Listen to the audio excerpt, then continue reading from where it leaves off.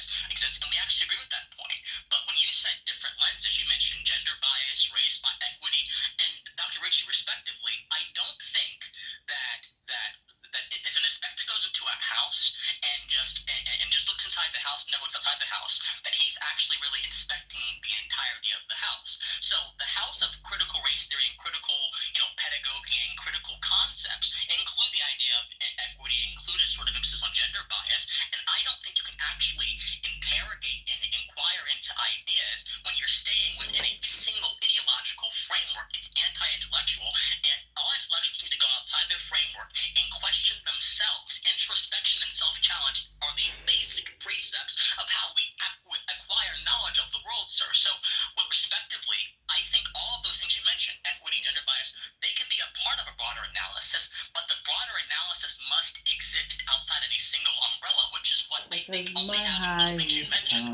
would put us under. So let me push back a little bit on that. And by the way, I appreciate you being on the show.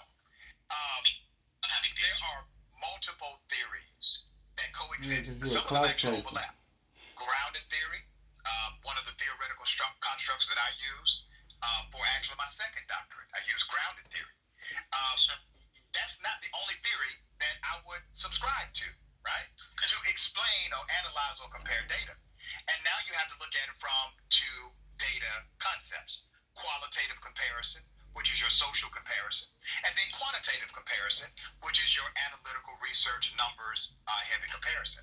We're looking at this data through those comparative models. And when you look at the data through those comparative models, you're not starting with a racial core. You're ending with a race disparity conclusion, but you're not starting with a race dynamic. Now, here's what I hear you saying. I hear you telling me that it could be race. It's on the table. That could be one issue. But you're saying it could also be other issues as well. So here's what I propose to you, brother. Because I've read what you have placed out there on social media, and I think you're doing the conversation a disservice because you know that critical race theory should be included in the lexicon of theoretical frameworks or even practical analysis. It should be one of them. If you say on my show that race could be involved. This is Chrissy. Chrissy is always doing more in the HEB seafood department. Inspecting, filleting, and displaying only the freshest catches. Chrissy doesn't mess around. Only the best makes her seafood case. No store does more than my HEB. Okay, today is June 1st.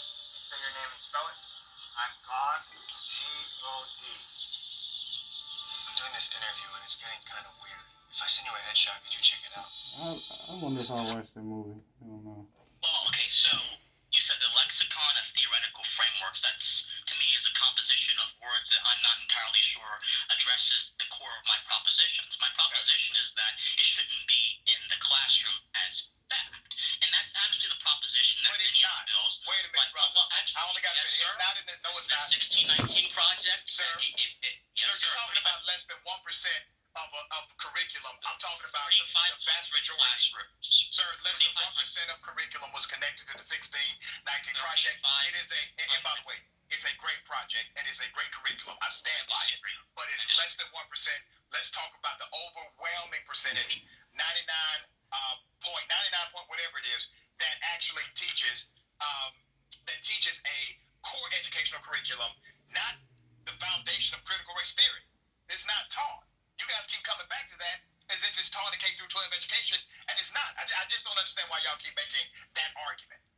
Well, sir, again, I've demonstrated to you that the 1619 project it's using methodology which is directly linked to critical pedagogy. And I think that's a very bad thing because critical pedagogy does not take into account a wide variety of ideas and explanations.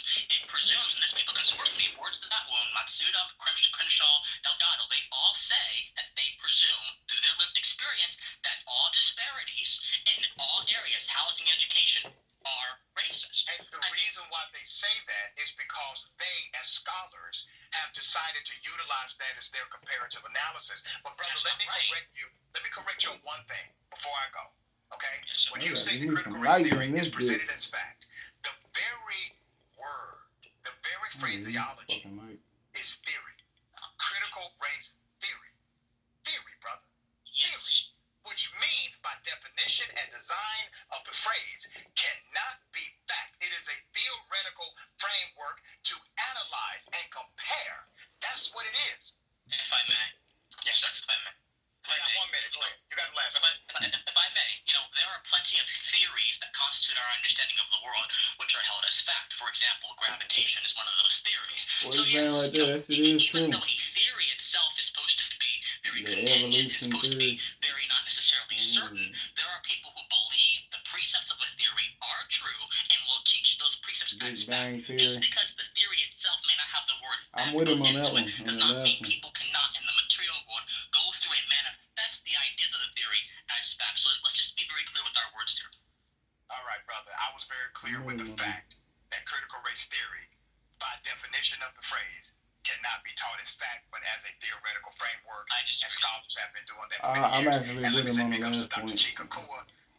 Because they do teach evolution as fact, but they used to call it theory. They teach Big Bang as fact, but they used to call it theory.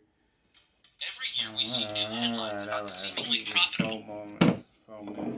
But yeah, they did. I'm kind of with him on the last point. So he actually made a point on that last one, because they do that. But he did so much time filibustering. But that's why dumbasses, they argue shit that they know they can't win. You knew you was gonna come in there and get ragged out because you didn't know what the hell you was talking about, bro. You know what I'm saying? You came in there like with that whole cup the white man's nuts in my hand, you know what I'm saying? Cause I'm a fucking beta ass bitch. You know what I'm saying? But like I said, you knew you ain't had no fight. I don't even think the nigga was trying, I'm the type of person to think, why do people even do stuff? I don't think that dude thought he had a chance. I think he thought he can run in there, he can say enough big words and just talk fast enough. He was probably paying more attention to if he stuttered or something, or if he like, oh, I don't want to stutter, I want to be articulate, push it and do a good performance. But you talking about a performance? He said something about he was in some kind of debate class. And I'm like, you're a terrible debater. But he probably a good debater for like grades. Oh, he talked articulately. He didn't stutter. He stayed whatever that shit is. But really, to tell the truth, niggas is past that, bro. It's like niggas who cold with that. But really, to tell the truth, debating is just arguing. You feel me? Like in the end, if you steady making a bunch of points, you're not even going nowhere with it. If you sound smarter than somebody who just sound dumb, you like, nah, bro, but that shit racist, bro. And then you talking really fast, and I talk like this, so evidently I'm just being right because I talking like this when I talk. Then you gonna sound right, even if you're not making no points. The nigga like, but that shit racist though, bro. Like, yeah, you gonna sound stupid as fuck. But the point is that when you run into your real pit bull, a real nigga who really with the shits, that really know what he talking about, like Dr. Richey, you feel get your ass handled up in there, cause he know about that stuff. He hip, he can use vocabulary, he can do all that shit too. So you feel get dogged out, you just look like that fucking idiot. But conservatives are so damn dumb, they'll still say one. You know what I'm saying? They'll still say one, because they'll be like, they'll still knowing they hardly lost, but they'll say to themselves he won, because I agree with him. That's not how somebody wins a debate. It's been shit I seen people I agree with all the time lose debates. But a lot of the shit is performance. You know what I'm saying?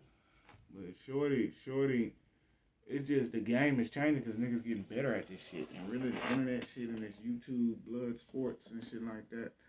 This shit that changed the game. Niggas is good with this. But only old, that's the old guard when niggas talking like that. Much love, bitch. I'm out.